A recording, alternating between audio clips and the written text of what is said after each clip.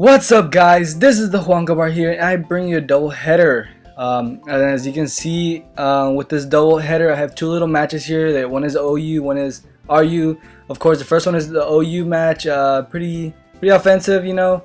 And as you can see with the length of the videos, both of these little matches that I have here are under 20 moves, so they were pretty fast-paced, pretty offensive, both of them. And yeah, so this first one is against the guy that goes by the name of let's see here, the Tang 225. Yes, I met him on the Smogon Wifi Battle Finder, and we had two matches, and I believe this is the second one here. So without further ado, let's get into the battle. So let's see here. So figuring he might want to lead out with something, you know, with the fake out, because I do see Mianxiao and I do see Ambipon, so they can probably be those little sets that use fake out and U-turn out. So turns out he goes into his what is this guy's name? Ninjask. So I go straight for the bullet punch because I do not want this guy to set up on me, and he of course goes for the Swords Dance, and I'm gonna keep going for the bullet punch because I do not want this guy to set up on me, because he can pretty much baton pass to something else and pretty much sweep my whole team. So I am gonna still go for the bullet punch. He's gonna switch out into his Infernape to take this bullet punch. He takes it reasonably well. It looks like a solid 4-5 hit KO, looks like, yeah. But the match before we had, this is the same Infernape and he is Life Orb, but he is gonna go for the flamethrower, and I believe this Infernape is mixed in some sort of way. So here he stays in on a Hydro Pump, and at first I did not know why he stayed in. Probably because he knew what Rotoms do. If they're Scarf, they'll like Volt Switch out and use that scouting. So he does have an Empoleon, but he probably didn't want to switch it in on that reason. So not knowing what to do or what to switch into his Metagross, because I do not have anything to switch into his Metagross. I'm gonna just go straight for the Hydro Pump, get a critical hit. I'm not quite sure if it mattered, because I think he over predicts a switch out of something and goes straight for the Meteor Mash. So he is leftovers. That means he's gonna switch around moves and stuff around there. He's gonna go straight for the bullet punch because I believe he is stuck. Or around that, you know, around that corner, but I am gonna take him out with a Hydro Pump. It would have been a 2-hit KO anyways, I believe, but you know, with that Meteor Mash thing, it probably didn't matter, the crit. So he goes for a Protect. I am gonna still go for the Hydro Pump because I do not want him to set up some Sword Dance on me, but he's gonna try and gamble and go for the X Scissors, and that is gonna take this Rotom out. So I don't have anything with a Scarf now. I'm gonna have to rely on priority now. So the best thing to do here is go for Scizor, the only priority I have. But since the switch to Empoleon is pretty obvious, because Empoleon can take a bullet punch reasonably well, I'm gonna predict that switch and go for the superpower, and that's exactly what he does. So great play on my part. His Empoleon is gonna die from the superpower. It is Choice Banded, and it is a 1-hit KO. So I like to say that was good, you know, but it was pretty obvious, and you know, because I'm pretty sure he doesn't want his Ninjas to be dead, because he does that lovely, you know, that baton pass stuff, and he probably want a baton pass to something, you know, to Mianxiao, for example. So I'm gonna switch out because I do not want to take a fake out if he does, and I am at -1 defense and -1 attack, so I can't really one-shot this guy. But he does miss the high jump kick on my Ferrothorn. Pretty unfortunate, and it probably cost him the game. But I'm gonna go for the Protect, predicting another high jump kick, and he is gonna kill himself out. So that miss kind of mattered. You know, he probably didn't think I had to Protect at all. So he would have killed himself, or you know, around that corner.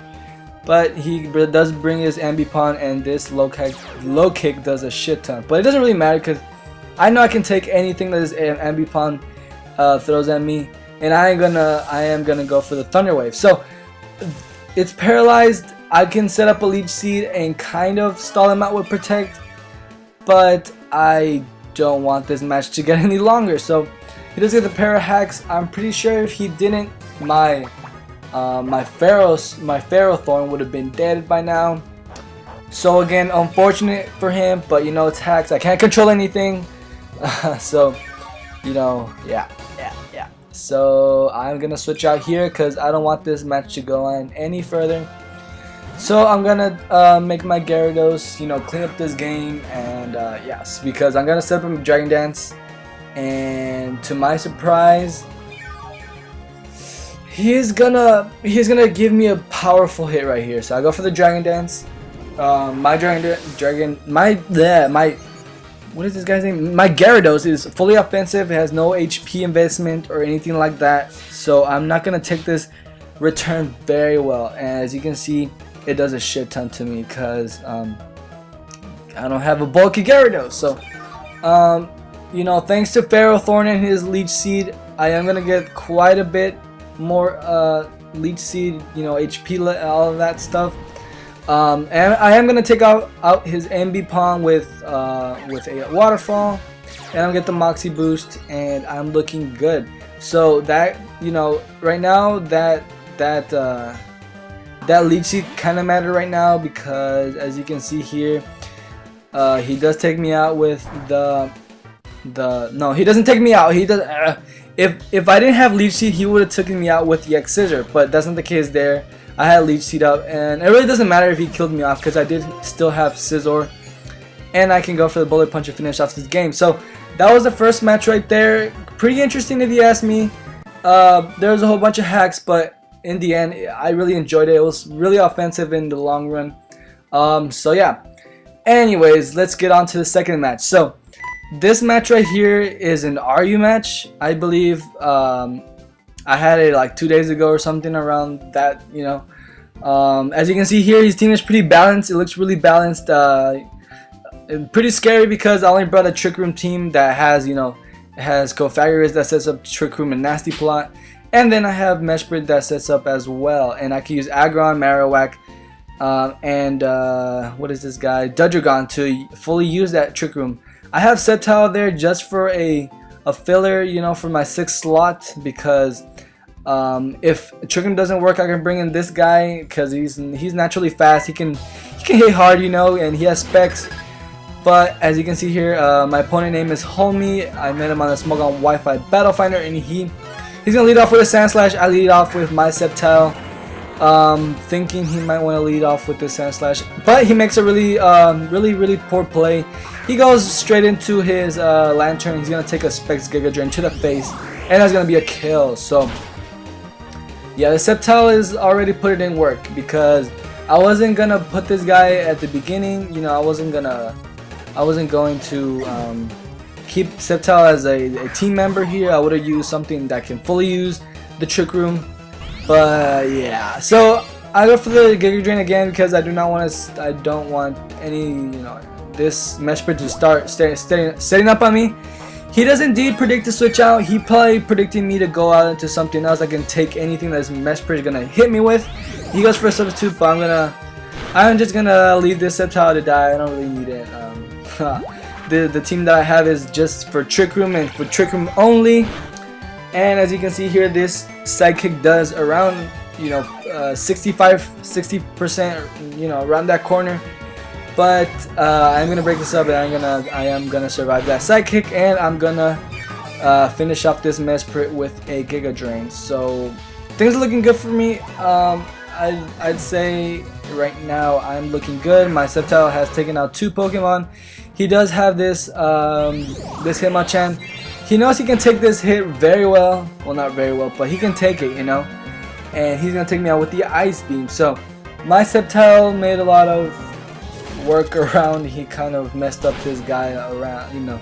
He probably thought he was thinking I would have switched out my Sceptile and all that, but that's not the case there.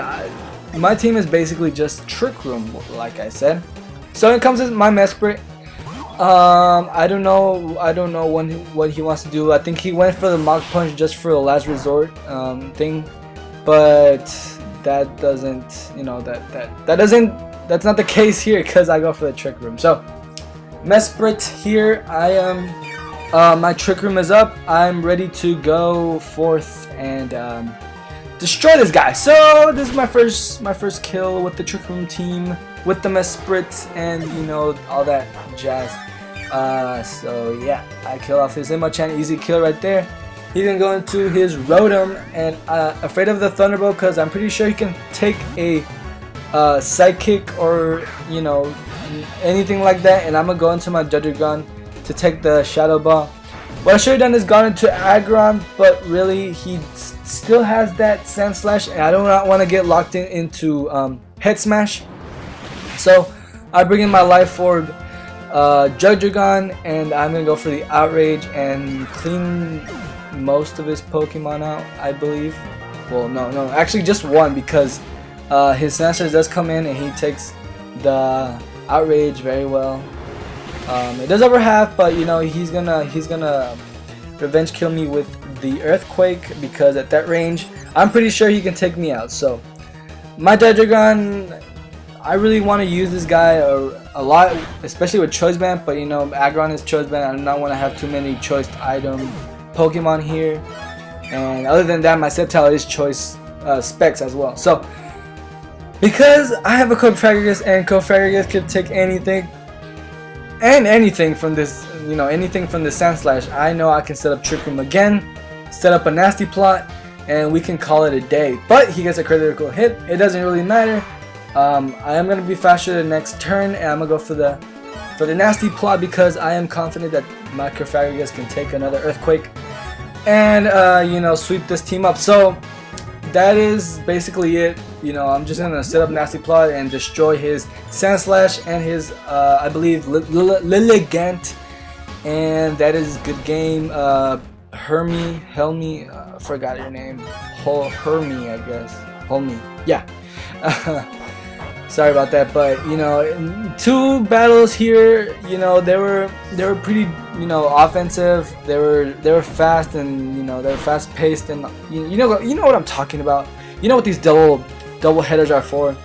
So I'm guessing, you know, I have more of these matches, these RU matches that are, you know, with the Trick Room team, but they aren't really fast. They're pretty stally, but I'm gonna get them up later, tomorrow maybe. But you know, if you like this double header here, you can leave a like, you know, comment, subscribe, and all that jazz. And thanks for watching, guys. You're the best, and I'll see you later. So later.